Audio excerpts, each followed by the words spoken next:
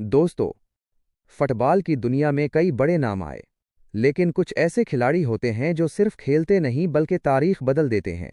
उनके खेल में ऐसा जादू होता है कि दुनिया उन्हें हमेशा याद रखती है।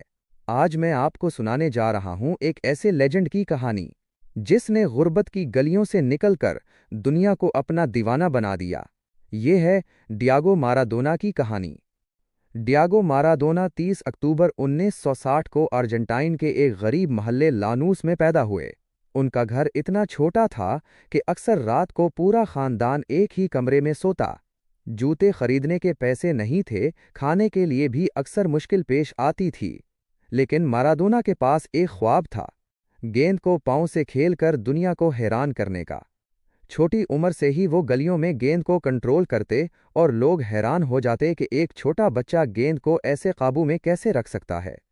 सिर्फ 10 साल की उम्र में उन्हें लॉस सेबोलिटस नामी एक जूनियर क्लब में शामिल किया गया, जहां इनके खेल ने कोचेस को भी हैरान कर दिया।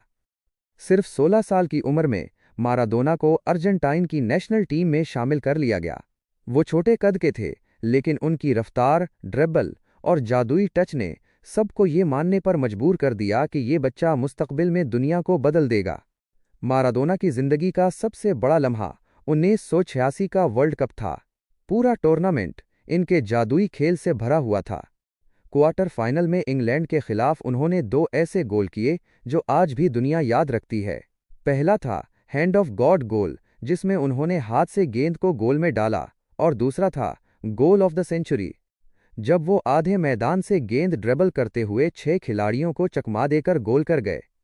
यही वो वर्ल्ड कप था जिसने माराडोना को हमेशा के लिए फुटबॉल के लेजेंड्स की फहरिस्त में शामिल कर दिया। लेकिन माराडोना की जिंदगी सिर्फ जीत और खुशियों से भरी नहीं थी। शोहरत के साथ साथ वो नशे और तनाजुआत में भी फंस गए। मीडिया हमेशा उनके गिर्द तनाजुआत को हुआ देता रहा। फिर भी मैदान में उनका खेल देखकर सब उनके दीवाने हो जाते थे। माराडोना ने फुटबॉल को वो दिया जो बहुत कम खिलाड़ी दे पाते हैं, जज्बा, जादू और वो पल जो हमेशा याद रहेंगे। 25 नवंबर 2020 को उनका इंतकाल हुआ, लेकिन वो करोड़ों दिलों में जिंदा हैं। अर्जेंटाइन से लेकर नीपल्स तक हर जगह लोग आज भी उन्हें फुटबॉल का खुदा कहते हैं। दोस्तों, माराडोना की कहानी हमें ये सबक देती है कि गुर्बत हो या मुश्किलात, अगर आपके अंदर टैलेंट और जज्बा है तो आप दुनिया को फतह कर सकते हैं। लेकिन ये भी याद रखें कि असल कामयाबी तब है जब हम अपने तोहफे को संभाल कर इस्तेमाल करें।